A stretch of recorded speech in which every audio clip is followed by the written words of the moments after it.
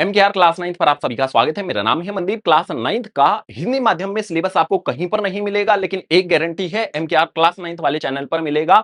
सभी विषयों का सारा सिलेबस करा दूंगा, जो भी नई किताबें आई हैं उनके अनुसार, और परीक्षा की तैयारी भी पूरी की पूरी यहां पर हो जाएगी। तो सब्सक्राइब कर लो। और आज की वीडियो में क्या करेंगे, कक्षा 9वीं का विषय गणित से पाठ 1 जिसका नाम है निर्देशांकों का उपयोग, इसके परिचय वाली वीडियो होगी। परिचय का अर्थ होगा इस पाठ के अंदर आने वाले जितने भी फॉर्मूले हैं वो आपको बताऊंगा, जितने विषय होते हैं, परिभाषाएं होती हैं, प्रमेय होते हैं, सारी की सारी इस परिचय वाली वीडियो में हो जाएंगी। अगर आपने सारे के सारे विषय समझ लिए, फॉर्मूले समझ लिए, परिमेय समझ लिए, तो ये सोच लो कि जो भी इसके अंदर हमारा पाठ 1 आता है, प्रश्नावली 1.1, 1.2 और अंतिम प्रश्नावली, इनके अंदर जितने भी प्रश्न आएंगे उनको आसानी से हल कर पाओगे। इसलिए परिचय देखना बहुत आवश्यक है। परिचय के अलावा इस पाठ 1 की जो भी हमारी प्रश्नावलियां हैं, इनकी अलग अलग वीडियो बनाई गई है। सभी के लिंक आपको नीचे डिस्क्रिप्शन बॉक्स में दिए गए हैं। सभी को देखना और अच्छी तरह से पाठ को कंप्लीट कर लेना।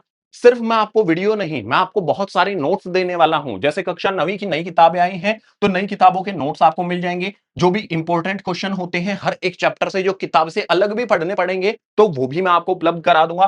फॉर्मूला शीट तैयार करके जल्द ही आपको दे दूंगा, और जो भी हम हल करेंगे प्रश्नावली, उनका पीडीएफ भी आपको मिल जाएगा। सारे के सारे लिंक जो है वो नीचे डिस्क्रिप्शन बॉक्स में दिए गए हैं। तो इस वाली वीडियो में शुरुआत करते हैं निर्देशांकों का उपयोग पाठ 1 के परिचय से। और शुरुआत कहां से होगी, हमेशा की तरह नेक्स्ट पेज से।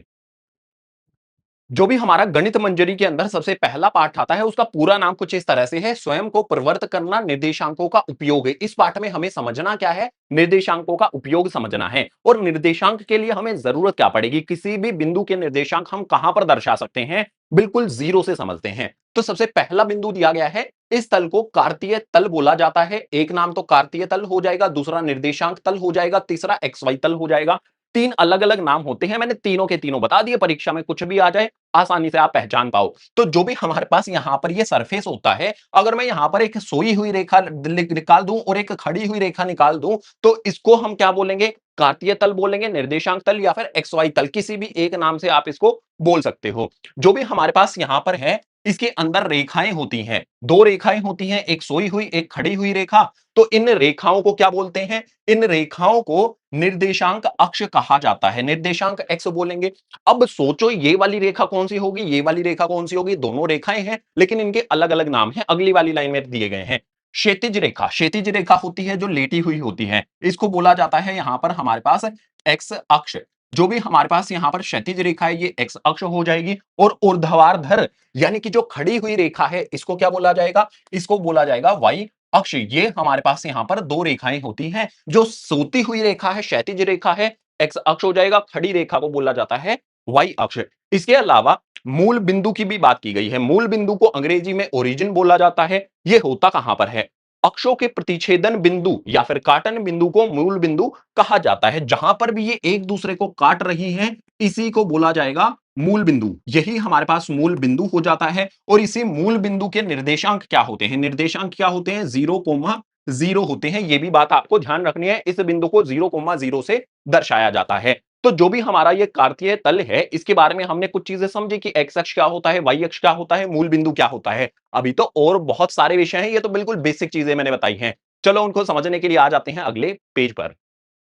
आगे हमारे पास ये जो कार्तीय तल दिया गया है, सबसे पहले इसको समझते हैं। देखो ये मेरे पास जो एक्स अक्ष होता है, इसको बड़े वाले एक्स से और यहां पर एक्स के ऊपर डैश लगा दिया जाता है। इस तरफ एक्स है, इस तरफ एक्स डैश। बिल्कुल इसी तरह से ऊपर की तरफ मेरे पास वाई होता है, नीचे की तरफ मेरे पास वाई डैश लगा दिया जाता है। जहां पर भी ये एक दूसरे को कट करते हैं, वहां पर शून्य होता है। राइट हैंड साइड में जाएंगे तो मेरे पास यहां पर एक आ जाएगा, दो आ जाएगा, इसी प्रकार से तीन और आगे वाली संख्याएं भी आ जाएंगी रेखा को आगे बढ़ाने पर। अगर हम जीरो से उल्टे हाथ की तरफ आएंगे तो घटा में एक आएगा, मेरे पास घटा में दो आएगा, और इसी तरह से घटा में तीन। जीरो से ऊपर की तरफ जाएंगे तो मेरे पास यहां पर एक आएगा, दो आएगा, और इसी प्रकार से तीन आ जाएगा। नीचे की तरफ क्या होगा, मेरे पास घटा में तीन, घटा में तीन नहीं आएगा, घटा में हमारे पास यहां पर एक आएगा। तो यहां पर एक आएगा, फिर हमारे पास दो आएगा, फिर हमारे पास यहां पर तीन आ जाएगा। ये संख्याएं हमारे पास इस तरह से दर्शाई जाती हैं। अब बात को समझना, जो एक्स हमारा है उस पर जमा वाली रेखाएं होती हैं। अगर हम इस तरफ देखेंगे एक्स डैश पर, तो घटा वाली रेखाएं होती हैं। ऊपर की तरफ वाई पर जमा वाली रेखाएं, डैश जो लगा हुआ है वाई डैश, उस पर घटा वाली संख्याएं होती हैं। ये सिंपल बात हमने समझी। अब मान लो मैंने यहां पर कोई भी बिंदु लगा दिया है, ठीक है, मैंने यहां पर कोई भी बिंदु लगा दिया है। तो जो भी हमारे पास ये बिंदु होता है, इसके निर्देशांकों की बात करते हैं। निर्देशांक आखिर हमें लिखने कैसे हैं? पाठ का नाम यही है ना, निर्देशांकों का उपयोग। तो सबसे पहले तो निर्देशांक लिखने कैसे हैं? हमेशा आपको जो भी x का मान होगा वो पहले लिखना है, y का मान आपको बाद में लिखना है। हमेशा पहले x का मान फिर y का मान, इस तरह से लिखना है। उदाहरण के लिए जैसे मेरे पास यहां पर ये बिंदु मैंने लगाया है, आप देखो x पर ये कितना है, इस तरफ देखेंगे x पर कितना है 3, आप यहां पर लिख दो। और y पर कितना है, y का मान यहां पर बाद में लिखा जाएगा, जो कि मेरे पास 1 आ जाता है। उदाहरणार्थ मैंने यहां पर आपको बता दिया कि यहां पर ये 3 होगा और इस तरफ हमारे पास 1 हो जाएगा। अगले विषय को देखो, हमारे पास बोला गया है कि x अक्ष और y अक्ष तल को 4 भागों में बांटते हैं। आप देख लो, यहां पर हमारे पास पहला भाग, दूसरा भाग, तीसरा भाग, चौथा भाग, 4 भागों में यहां पर जो भी हमारा तल है वो बट जाता है। और इसके बाद बोला गया है जिन्हें चतुर्थांश कहा जाता है। ये 4 मेरे पास पहला, दूसरा, तीसरा, चौथा 4 चतुर्थांश हो जाते हैं। यहां पर इनके नाम भी दिए गए हैं। पहला वाला जो मेरे पास है, यहां पर मैं इसको लिखूंगा फर्स्ट, यहां पर मेरे पास आएगा सेकंड, यहां पर हमारे पास आ जाएगा थर्ड और यहां पर मेरे पास आ जाता है फोर्थ। जो भी मेरे पास यहां पर ये चतुर्थांश है, इसको घड़ी की विपरीत दिशा में, ऐसे मत करना कि पहला, दूसरा, तीसरा, चौथा, ना, घड़ी की विपरीत दिशा, पहला, दूसरा, तीसरा, चौथा 4 चतुर्थांश में यहां पर रखा गया है। पहले को प्रथम, दूसरे को द्वितीय, तीसरे को तृतीय और चौथे को चतुर्थ चतुरांश यहां पर बोला जाएगा। अब इंपॉर्टेंट बात समझो, यहां पर जो भी हमारा पहला चतुर्थांश होता है, पहले वाले चतुर्थांश में देखो दोनों के दोनों मान मेरे पास यहां पर कितने हैं, जमा में है। तो प्रथम चतुर्थांश में जो भी हमारे पास मान आएंगे, दोनों के दोनों, x भी जमा में होगा, y भी यहां पर जमा में होगा। बात को ध्यान रखना, हमेशा पहले जो लगा है वो x के लिए होगा, दूसरा जो लिखा है वो y के लिए होगा। दोनों के दोनों कैसे हैं, जमा में हैं। अगर मैं यहां पर किसी बिंदु को ले लूं, मान लो यहां पर मैंने एक बिंदु ले लिया है, ये मेरे पास कैसा है, x का मान घटा का 2 है और यहां पर 1 है। तो यहां पर आप देख सकते हो x का मान हमारे पास घटा में होगा, y का मान कैसे होगा, द्वितीय चतुर्थांश जो मेरे पास होता है उसमें x का मान घटा में होगा, y का मान कैसे हो जाएगा, जमा में होगा। ये बात आपको ध्यान में रखनी है। प्रथम चतुर्थांश में जमा जमा, द्वितीय चतुर्थांश में पहला घटा, दूसरा जमा का होगा। इसी तरह से जो हमारा तृतीय है, इसके अंदर देख लो, कोई भी बिंदु बना लो, यहां से घटा का 1 है, यहां से घटा का 1, तो दोनों की दोनों संख्याएं हमारे पास कैसे आएंगी, x और y दोनों का मान हमारे पास इसके अंदर कैसे आएगा, घटा में आएगा, माइनस का साइन यहां पर लगेगा। चतुर्थ चतुर्थांश में एक बिंदु बना के देख लेते हैं। तो मान लेते हैं यहां पर हमारे पास एक बिंदु बन रहा है, तो इस बिंदु के लिए मेरे पास पहले x का मान लिखेंगे, फिर मेरे पास y का मान लिखेंगे, जो कि घटा में 1 है। तो यहां पर आप देख सकते हो, पहला जमा में, दूसरा घटा में। तो यहां पर हमारे पास आ जाएगा पहला जमा में, दूसरा घटा में। ये हमारे पास जो भी 4 चतुर्थांश होते हैं, कौन से चतुर्थांश में x का मान घटा में होगा, कौन सा y का मान जमा में होगा, यहां पर उनके निशान हमने समझ लिए हैं। अब इनका उपयोग आपको करना आना चाहिए। इनका उपयोग कब करेंगे, जो भी हमारे पास यहां पर कुछ बिंदु है उनके बाद, मतलब आखिरी में समझाऊंगा इनका उपयोग कैसे करना है। हमें यहां पर एक बिंदु दिया गया है x अक्ष से दूरी। अगर मेरे पास मान लो ये x अक्ष है हमारा, ठीक है, लेटी हुई जो लाइन होती है x होता है। अगर मैं बोलूं कि ये बिंदु मैंने लगा दिया, इस x अक्ष से दूरी कितनी होगी, सबसे पहले तो इसके निर्देशांक लिखेंगे। x का मान यहां पर कितना है, मेरे पास 1 है, यहां पर y का मान कितना है, 3 है।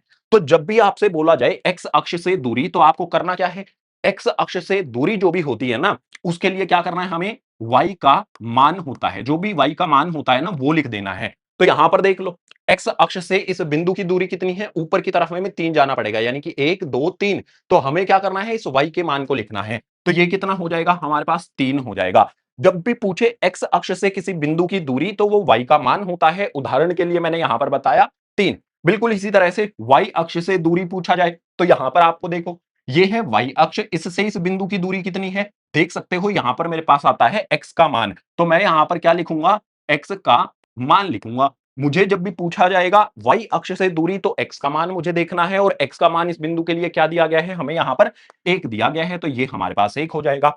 इससे भी और इंपॉर्टेंट बात, जब भी दूरी की बात करेगा, x अक्ष से दूरी किसी भी बिंदु की है तो y का मान, y अक्ष से की दूरी है तो वहां पर क्या हो जाएगा, x का मान हो जाएगा।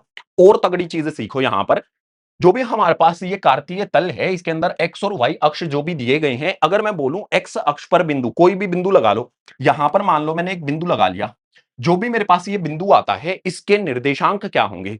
अगर मैं देखूं, x का मान तो मेरे पास 2 ही होगा, y का मान कितना होगा, y यहां पर कितना होता है, 0 होता है। यानी कि अगर कहीं पर भी मैं बनाऊंगा, x अक्ष पर कोई भी बिंदु मैं लगाऊंगा, वहां पर y का मान 0 रहेगा। तो इसके लिए मैं क्या लिख सकता हूं, x अक्ष पर जो भी बिंदु होगा उसमें x का मान तो x ही रहेगा, लेकिन y का मान हमेशा क्या रहेगा, 0 रहेगा। बिल्कुल इसी तरह से y अक्ष पर बिंदु, कोई भी बिंदु हमें y अक्ष पर दिया गया है, तो उसके लिए क्या हो जाएगा मेरे पास, x का मान 0 हो जाएगा और y का मान कुछ भी हो जाएगा। जैसे उदाहरण के लिए यहां पर मैं एक बिंदु बना देता हूं, ये बिंदु मैंने बनाया है, अगर मैं पहले लिखूंगा, पहले मुझे क्या लिखना पड़ेगा, x का मान कितना है, 0 है, y का मान कितना है, 2 है, तो ये क्या हो जाएगा, 0 और y के रूप में ये होता है। ये बातें आपको समझ के चलनी है। जो भी मैंने यहां पर आपको चीजें बताई हैं, ये आपको समझनी बहुत जरूरी है। अगर आपको निर्देशांक समझने हैं तो ये बिल्कुल बहुत जरूरी बिंदु हैं जो आपके माइंड में हमेशा रहने चाहिए। नोट्स बना लो या फिर मैं इसका पीडीएफ आपको दे ही रहा हूं, डिस्क्रिप्शन बॉक्स में लिंक होगा, वहां से इसको डाउनलोड कर सकते हो। तो जो भी हमारा ये वाला विषय है समझा। अब कुछ फॉर्मूले भी आते हैं इस पार्ट के अंदर। चलो फॉर्मूले जो भी हमारे हैं उनको समझने के लिए चलते हैं अगले पेज पर। जो भी पाठ के विषय हैं वो समझने के बाद अब हमें बहुत ध्यान से जो फॉर्मूले बताने वाला हूं वो समझने हैं, क्योंकि इनका उपयोग होगा। सबसे पहले यहां पर हमारे पास जो पहला फॉर्मूला आता है उसको बोलेंगे दो बिंदुओं के बीच की दूरी। मान लो हमें जो भी कार्तीय तल है उस पर कोई भी दो बिंदु दे दिए गए हैं, जिसका एक का नाम ए हो जाता है, दूसरे का नाम मेरे पास क्या हो जाता है, बी हो जाता है। ए और बी के बीच में जो दूरी है हमें वो ज्ञात करनी है। इनके बीच की दूरी ज्ञात करने के लिए हमारे पास ए के लिए निर्देशांक दिए होंगे जो कि x1 y1 होंगे, और बी के लिए निर्देशांक होंगे हमारे पास x2 y2। इस तरह से हमें निर्देशांक दिए होंगे। तो अगर हमें दूरी ज्ञात करनी है, हमें उपयोग करना होगा दूरी का सूत्र। जो भी हमारे पास दूरी का सूत्र होता है वो लिखा कैसे जाता है, ए बी बराबर में मेरे पास यहां पर स्क्वायर रूट लगाया जाता है। जो भी स्क्वायर रूट है इसके अंदर क्या आएगा, x2 घटा में मेरे पास यहां पर x1 इसका करेंगे वर्ग, जमा में मेरे पास यहां पर आएगा y2 घटा में y1, और इसका भी यहां पर क्या हो जाएगा, वर्ग हो जाएगा। इस फॉर्मूले का इस्तेमाल किया जाता है। अब आपके सामने जो भी प्रश्न है वो कैसे दिया होगा, आपको जो भी ए और बी बिंदु है, ये तो अभी x1 y1 x2 y2 के रूप में दिया गया है, लेकिन आपको ऐसे दिया जा सकता है। जो भी मेरे पास यहां पर बिंदु है ऐसे दिए जा सकते हैं, 2,3 ए के निर्देशांक हो गए, बी के निर्देशांक यहां पर कितने हो गए, 3, और घटा में मेरे पास यहां पर 4 हो गए। इस तरह से आपको निर्देशांक दिए जा सकते हैं। आपको दूरी के सूत्र का इस्तेमाल करना है दूरी ज्ञात करने के लिए। तो यहां पर जो भी मेरे पास ए बी है उसका दूरी सूत्र यहां पर हम अप्लाई करेंगे। हमारे पास सबसे पहले तो स्क्वायर रूट लगेगा। जो भी x2 है x1 को, यानी कि यहां पर जो x का मान है इस वाले x के मान को घटा देना है सूत्र के अनुसार। तो यहां पर क्या हो जाएगा, 3 घटा में 2, इसकी पावर कर देंगे 2, जमा का निशान लगाओ। यहां पर है घटा का 4, इसमें से घटा देना है 3 को, तो घटा का 4 और घटा में मेरे पास आ जाएगा 3, इस पे लगा देना है वर्ग। जो भी हमारे पास यहां पर रूट है वो ऐसा का ऐसा लगा रहेगा, बस इसको अब हल कर लेना है। 3 में से 2 को घटाएंगे 1 हो जाएगा, यानी कि यहां पर मेरे पास 1 पावर 2 लगी हुई है तो 1 पर भी लगा दो। घटा का 4 घटा का 3 हमारे पास क्या हो जाएगा, घटा का 7 हो जाएगा।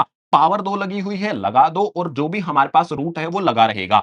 1 का वर्ग करने पर मेरे पास 1 आएगा, घटा 7 को घटा 7 से ही गुना कर देंगे तो मेरे पास कितना आ जाएगा, 49 आ जाएगा। तो यहां पर 49 आ गया, रूट के अंदर मेरे पास कितना हो जाएगा, रूट के अंदर मेरे पास यहां पर 50 आ जाएगा। जब भी हम दूरी सूत्र का इस्तेमाल करेंगे तो बस आपको एक बात ध्यान रखना है, फॉर्मूला आपके माइंड में सेट होना चाहिए। फॉर्मूला इस्तेमाल करना बिल्कुल भी मुश्किल नहीं है। यहां पर जो x का मान है इस वाले x के मान को घटा दो, इस x y के मान में से इस y के मान को घटा दो, बस इतना सा आपको करना है इन दोनों ब्रैकेट्स के अंदर, और उनकी पावर 2 आपको रखनी है। आपको दूरी मिल जाएगी। जो भी यहां पर ये दूरी है √50, ये हो जाएगी हमारे पास यहां पर इकाई। ठीक है, इकाई में ये आ जाएगी। ये फॉर्मूला समझा और इसका उदाहरण भी मैंने आपको दे दिया। बारी आएगी यहां पर मूल बिंदु से दूरी। मान लो मेरे पास यहां पर एक बिंदु दिया गया है जो मेरे पास O है, और O क्या होता है मैंने आपको पीछे वाले पेज पर भी बताया था, इसको मूल बिंदु बोलते हैं। यहां पर भी देखो O होता है, मूल बिंदु बोलते हैं। O से मूल बिंदु है जिसके निर्देशांक क्या होते हैं, 0 0 होते हैं। इससे कुछ दूरी पर एक बिंदु हमारे पास A दे रखा है, इसके निर्देशांक हम एक्स वाई से दर्शाएंगे। एक्स वाई से हमने इसके निर्देशांकों को दर्शाया है। तो अगर आपसे पूछा जाए कभी भी मूल बिंदु से किसी भी बिंदु की दूरी ज्ञात करने का एक सिंपल सा तरीका होगा, मूल बिंदु से दूरी का सूत्र लगाएंगे, यानी कि ओ ए का जो भी यहां पर सूत्र लगेगा ओ ए की दूरी ज्ञात करने के लिए, तो उसमें क्या हो जाएगा, x की पावर 2 जमा में मेरे पास आ जाएगा y की पावर 2। आपको जो भी यहां पर 0 0 दिया गया है इनका कोई उपयोग नहीं करना है, सिर्फ यहां पर x और y दिया गया है इनका उपयोग करना है। मान लो यहां पर x और y का मान मेरे पास 3,4 दे रखा है, तो मैं जस्ट क्या करूंगा, जो भी मेरे पास ओ ए है उसकी दूरी ज्ञात करने के लिए जो भी रूट लगा है, x कितना है 3, y कितना है 4, तो यहां पर मैं 3 लिखूंगा, x का वर्ग है तो इसका भी वर्ग, y जो मेरे पास आता है वो 4 है तो इसका भी वर्ग, बस इसको हल कर लूंगा। 3 का वर्ग यानी कि 3 को 3 से गुना करने पर 9 आ जाता है, 4 का वर्ग यानी कि 4 को 4 से गुना करने पर 16 आ जाता है। हम इसको हल करेंगे, 9 जमा में 16, रूट के अंदर मेरे पास आ जाएगा 25।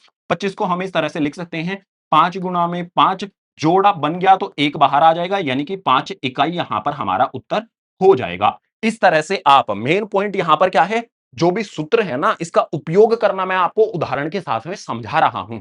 अगर आपने इसको समझ लिया तो कोई भी प्रश्न आपको मुश्किल लगेगा ही नहीं। दो यहां पर हमने सूत्र यानी कि फॉर्मूले समझे उदाहरण के साथ, और भी हैं। आ जाओ उसके लिए अगले पेज पर। पाठ में जो हमें अगला फॉर्मूला समझना है ना, उसकी बारी आएगी रेखाखंड का मध्य बिंदु। मान लो हमें यहां पर कोई भी रेखाखंड दिया गया है, ये मेरे पास एक रेखाखंड आ जाता है।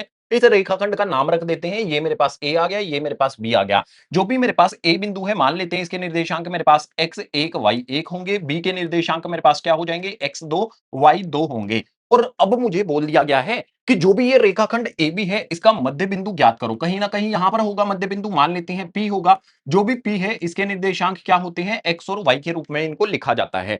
जो भी हमारा मध्य बिंदु ज्ञात करना है, तो उसके लिए मध्य बिंदु का सूत्र लगाना पड़ेगा। और मध्य बिंदु मेरे पास यहां पर क्या है, P। तो जो भी मेरे पास यहां पर ये P है, इसके लिए फॉर्मूला लिखा जाएगा। इसके निर्देशांक के लिए x y के लिए लिखा जाएगा। फॉर्मूला क्या होगा मेरे पास यहां पर, जो भी x1 है जमा में मेरे पास यहां पर x2 हो जाएगा, बटे में आ जाएगा यहां पर 2। बिल्कुल इसी तरह से मेरे पास यहां पर y1 जमा में y2 हो जाएगा, और बटे में संख्या आ जाएगी मेरे पास 2। इस तरह से हम मध्य बिंदु ज्ञात करते हैं। अब आपको एक उदाहरण भी तो चाहिए ना, उदाहरण से समझते हैं। मान लेते हैं मेरे पास यहां पर ए बिंदु के निर्देशांक जो है वो 2 और 4 दे रखे हैं। बी बिंदु के निर्देशांक जो मेरे पास है ये 8 और 10 दे रखे हैं। मान लेते हैं ऐसे मेरे पास संख्याएं दे रखी हैं। मुझे ज्ञात करना है पी, तो मैं यहां पर सूत्र लगाऊंगा। मुझे क्या करना है, एक्स जो भी मेरे पास है और यहां पर जो एक्स है, दोनों को जोड़ देना है। 2 जमा में 8, x1 x2, यानी कि मेरे पास क्या हो जाएगा, 2 जमा में 8 बटे में आ जाएगा 2। बिल्कुल इसी तरह से जो मेरे पास y है 4 और 10, उनको भी जोड़ देंगे। 4 जमा में 10 बटे में मेरे पास आ जाएगा 2। बस इनको हमें हल कर लेना है। तो 2 जमा में 8 मेरे पास यहां पर 10 हो जाएगा, बटे में 2 रहेगा। 4 जमा में 10 14 हमारे पास आ जाता है, और यहां पर हमारे पास आ जाएगा 2। 10 को, जो भी मेरे पास 2 है, 10 को काटेंगे 2 से तो कितने पर कटेगा, 5 पर। इसको काटेंगे तो कटेगा 7 पर। मेरे पास जो उत्तर है वो क्या आ जाएगा, 5 कोमा लगा करके यहां पर 7, ये उत्तर हो जाएगा। अगर मेरे पास ए के निर्देशांक 2,4 है, बी के निर्देशांक 8,10 है, तो उनका मध्य बिंदु क्या हो जाएगा, 5,7 हो जाएगा। मध्य बिंदु का जो भी ये सूत्र है, आप अपनी नोटबुक में लिख लो, या फिर पीडीएफ दूंगा उसको डाउनलोड कर लेना। बात करते हैं अब दर्पण प्रतिबिंब की। ये एक महत्वपूर्ण विषय आता है, और इस विषय को समझने के लिए हमें पता क्या करना है, पीछे वाले पेज पर जाएंगे तो यहां पर हमने क्या समझा था, चतुर्थांश में कौन सा निशान होता है वो हमने समझा था, ठीक है। तो इसी का इस्तेमाल करने वाले हैं। पहला जो मेरे पास चतुर्थांश होता है, उसमें x भी जमा का होता है, y भी जमा का होता है। दूसरा मेरे पास जो चतुर्थांश होता है, इसमें x घटा का y होता है जमा का। तीसरा मेरे पास जो चतुर्थांश होता है, इसमें दोनों के दोनों घटा के होते हैं। चौथा मेरे पास जो चतुर्थांश होता है, इसमें हमारे पास क्या होता है, जमा का और घटा का, x जमा का y घटा का होता है। अब ध्यान से देखो, मैं यहां पर एक बिंदु बनाता हूं, कोई भी एक बिंदु बना देता हूं। जैसे मैंने यहां पर एक बिंदु बना दिया, यहां पर मान लो मैंने 2 3 ये बिंदु बना दिया। इसके निर्देशांक क्या हो जाएंगे, x पर देखेंगे 2 है, y पर देखेंगे 3 है, तो 2,3 मेरे पास यहां पर हो गए। अब आपके सामने दो कंडीशन होंगी। दर्पण जो हमारे पास होता है, दर्पण में हम अपने आप को देखते हैं। दर्पण का जो इंपॉर्टेंट कॉन्सेप्ट है वो क्या है, मान लो यहां पर दर्पण रखा गया है, ठीक है, दर्पण रखा गया है। दर्पण के सामने यहां पर आप खड़े हुए हो, ये आप हो, ठीक है। दर्पण के सामने आप यहां पर खड़े हुए हो। आप जो भी खड़े हुए हो, आप अपने आप को दर्पण के अंदर देखते हो। सुबह सुबह ऐसे बाल सवार के जाते हो स्कूल में, तो दर्पण के सामने अपने आप को देखते हो जब, तो आप अपने आप को देखते हो। जितनी दूरी पर आप खड़े होते हो दर्पण से, मान लो यहां पर आप x दूरी पर खड़े हुए हो दर्पण से, तो आपका जो प्रतिबिंब है वो आपको दर्पण के पीछे ही x दूरी पर दिखाई देता है। जितनी दूरी पर आप खड़े हुए हो दर्पण से, उतनी दूरी पर ही आपको ये प्रतिबिंब, यहां पर आप खड़े हुए हो, ये आपका प्रतिबिंब हो जाएगा। दर्पण से आपकी दूरी x है, तो दर्पण से प्रतिबिंब की दूरी भी क्या हो जाएगी, x ही होगी वो भी। ये विषय आपको अपने दिमाग में रखना है। ये फिजिक्स का कॉन्सेप्ट है, लेकिन गणित में पूछा जाता है। अब हम इस बिंदु के जो भी प्रतिबिंब है वो निकालने हैं हमें। दो यहां पर कंडीशन बनेगी। पहली कंडीशन ये हो सकती है कि प्रतिबिंब को, जो भी मेरे पास प्रतिबिंब है, वो एक्स अक्ष पर रखे हुए किससे बनता है। सबसे पहले तो मेरे पास जो भी बिंदु है इसका नाम रख देते हैं। ये बिंदु मेरे पास ए हो गया है। जो भी मेरे पास ए है, ये कितना है मेरे पास यहां पर 2,3 है।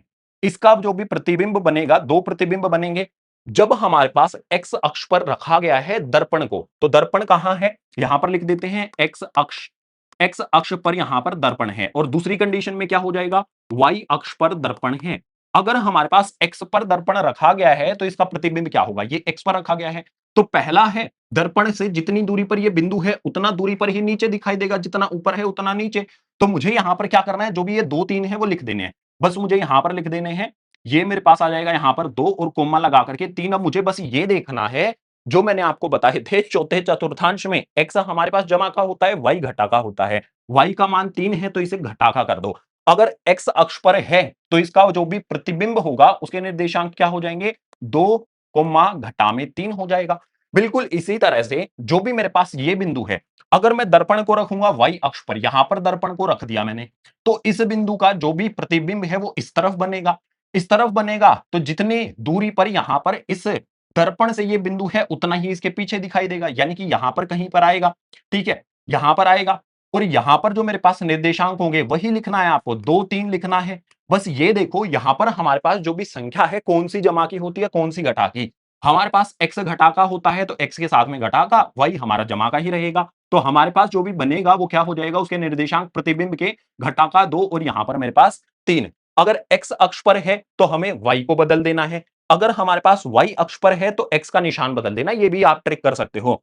x अक्ष पर है तो y का निशान बदल देंगे, जो भी निशान है घटा का है जमा का है उसका निशान बदल देंगे। अगर y अक्ष पर है तो हमने x का जो भी मान है वो बदल देना है। जो भी मैंने आपको यहां पर समझाया है, मैंने आपको बिल्कुल बेसिक से लेके फिर मैंने आपको यहां पर चतुर्थांश समझाए, x अक्ष से दूरी, y अक्ष पर बिंदु क्या बनते हैं, x y अक्ष पर जो भी बिंदु है वो क्या बनते हैं, x अक्ष से y अक्ष से जो दूरी होती है ये बहुत इंपॉर्टेंट है। इसके अलावा मैंने आपको दूरी सूत्र, मूल बिंदु सूत्र, रेखाखंड का मध्य बिंदु और दर्पण का प्रतिबिंब, ये सारी चीजें मैंने समझा दी। ये अगर आपने समझ ली तो जो भी प्रश्नावली आती है, एक भी प्रश्न आप ऐसा नहीं होगा जो इन विषयों को आप लगाओगे और हल नहीं होगा। सारे के सारे विषय आपको समझ में आज आ गए हैं। तो पाठ के अंदर जो भी प्रश्नावली है, परीक्षा के अंदर आने वाले जो प्रश्न है, सारे के सारे आसानी से कर लोगे। इनके नोट्स चाहिए तो डिस्क्रिप्शन बॉक्स में लिंक दिया गया है, वहां से डाउनलोड कर सकते हो। अब जो भी हमारा ये पाठ है समाप्त हो जाता है, परिचय समाप्त हो जाता है। तो उम्मीद करूंगा सारे विषय आपको समझ आए होंगे। तो इस वीडियो को लाइक करना है, चैनल को सब्सक्राइब करना है, क्योंकि कक्षा 9वीं का पूरा सिलेबस हर एक विषय का आपको यहां पर मैं कराने वाला हूं। संपूर्ण सारी की सारी चीजें आपको समझा दूंगा। सबसे इंपॉर्टेंट बात यह है, अपनी कक्षा में जाओगे, इस वीडियो को आपने अंत तक देख लिया है, इस वीडियो को अपनी कक्षा में जाकर अगर 50 छात्र है ना तो एक एक छात्र को यह बात बतानी है। यहां पर हम पूरा सिलेबस आपके लिए करा रहे हैं MKR क्लास 9th वाले चैनल पर। परिचय हो गया है कंप्लीट। परिचय के अलावा प्रश्नावली 1.1, 1.2 और अंतिम प्रश्नावली सभी की अलग अलग वीडियो हैं। सभी के लिंक आपको नीचे डिस्क्रिप्शन बॉक्स में दिए गए हैं, देख लेना, अच्छी तरह से समझ लेना। कक्षा 9वीं जो हमारे पास आती है, इसके notes, important question, formula sheet, PDF solution, कोई भी महंगी महंगी किताब खरीदने की जरूरत नहीं है। सारी चीजें मैं आपको यहां पर मुफ्त में बिल्कुल फ्री में देने वाला हूं। इसके अलावा कक्षा 9वीं में अगर आपको हमसे बैच के अंदर पढ़ना है तो उसके लिए आप आरंभ बैच ज्वाइन कर सकते हो। इंग्लिश मीडियम वाले छात्रों के लिए है ये, हिंदी मीडियम के लिए मैं पूरा करा रहा हूं। तो इस बैच में जो भी अंग्रेजी माध्यम वाले छात्र हैं, डिस्क्रिप्शन बॉक्स में लिंक दिया गया है, ज्वाइन कर लो। बहुत इस पर अभी 60% ऑफ चल रहा है। बैच की फीस बहुत कम हो जाएगी, 60% डिस्काउंट आपको मिल जाएगा। तो ये वाली वीडियो होती है समाप्त, शेयर जरूर करना। मिलूंगा आपसे अगली हिंदी माध्यम की एजुकेशनल वीडियो में।